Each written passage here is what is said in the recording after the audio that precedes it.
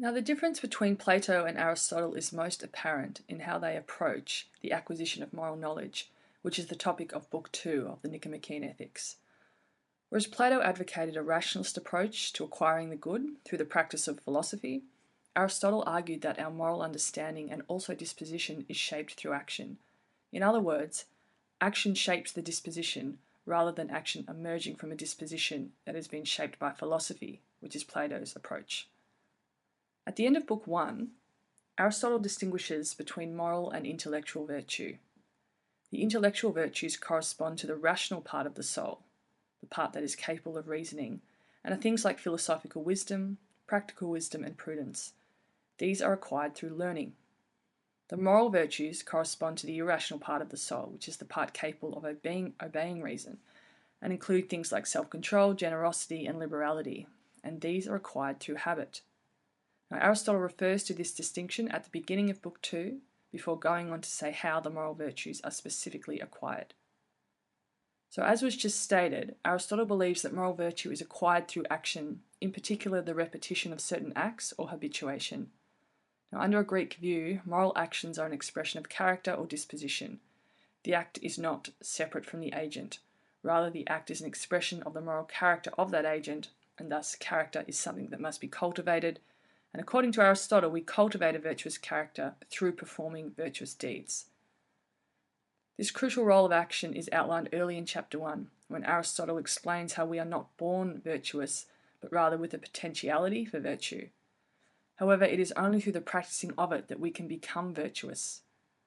He supports this by claiming that none of the moral virtues arises in us by nature, for nothing that exists by nature can form a habit contrary to its nature. He uses the example of a rock or fire. However, a person can be habituated into morality. Therefore, the virtues are acquired through practice and habit rather than nature. And standard form looks like this. And in contemporary terms, this would be deemed a nurture argument. So although we are born with a priori moral capacity, for us to actually be moral, we must exercise them a posteriori in order for it to be made real. Again, we can see how Aristotle's empirical view of moral knowledge contrasts with Plato's. Plato believes that one can gain moral knowledge through philosophical understanding. For Aristotle, a moral disposition or state of character is shaped through action and arises out of like activities. Therefore, because the character is shaped by activities, it is crucial that we deliberately undertake certain types of activities such as generosity, kindness, patience. As he says, it makes all the difference. In standard form, the argument looks like this. So looking at the conclusion here about activities making all the difference, we can see how Aristotle's thought aligns very much with the contemporary, commonly accepted view of how a person's capacity to live well or make good choices is dependent upon the habits they cultivated while young and the sorts of activities they participated in. Now, after emphasising the importance of habit and activity, in chapter 2, Aristotle moves on to explain how we might go about exercising reason, as the purpose of his inquiry is to learn how to become good, and his answer is the doctrine of the mean. Now, in this section, Aristotle's aim is to offer practical advice about the nature of actions, namely how we ought to do them. He opposes this approach to the purely theoretical knowledge offered by others, who we presume to be Plato. Aristotle begins by first restating that as ethical acts have no fixity, they cannot be prescribed exactly. Thus, they are situation dependent. He provides an analogy between medicine and navigation and moral virtue.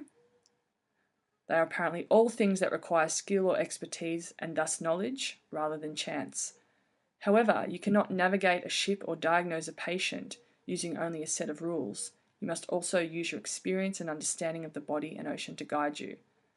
So according to Aristotle, moral virtue also works the same. In standard form, here it is. So, according to the conclusion, the agent themselves must in each case consider what is appropriate to the occasion before acting. Now the question is, how do we do that?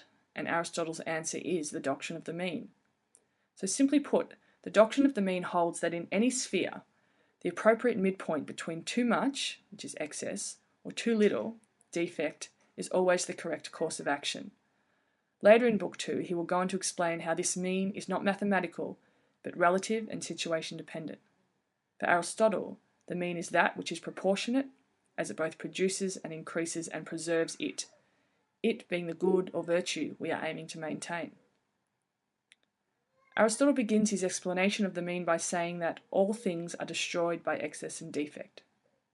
His sensible, non-abstract examples are strength and health, as exercise that is either excessive or deficient destroys strength, similarly to excessive or deficient amounts of food and drink destroying health. So from here, Aristotle uses the examples of temperance and courage to explain how the virtues of temperance and courage are destroyed by excess and defect and preserved by the mean. He gives examples of the man who fears everything, the coward, versus the man who feels nothing, who is rash, and the man who indulges in every pleasure, self-indulgent, versus the man who shuns every pleasure, who is insensible. And here it is in standard form. However, interestingly enough, experience with the extremes, Aristotle says, are ironically also the means by which the virtues originate, as it is abstinence from pleasures that teaches temperance, and learning to despise fear that makes us brave. And Aristotle ends this chapter by pointing out that it is those most habituated that are most able to exercise their activity in a virtuous manner. And before we end, it's worth noting that one of the biggest mistakes people make in interpreting Aristotle, particularly this theory of the mean, is thinking he's advocating a doctrine of moderation. He is not. More accurately, he advocates a doctrine of proportion. As he will say later, finding the mean involves experiencing feelings such as confidence or anger in appropriate measure, in the appropriate way, at the appropriate time, and so on. In other words, it will be the mean relative to the agent and relative to the situation. So in some cases, an immoderate response, great pity or great anger, for example, might be required by the mean as determined by the circumstances of a situation. This is his relational, situational ethics and will be explained in more detail in Chapter 6.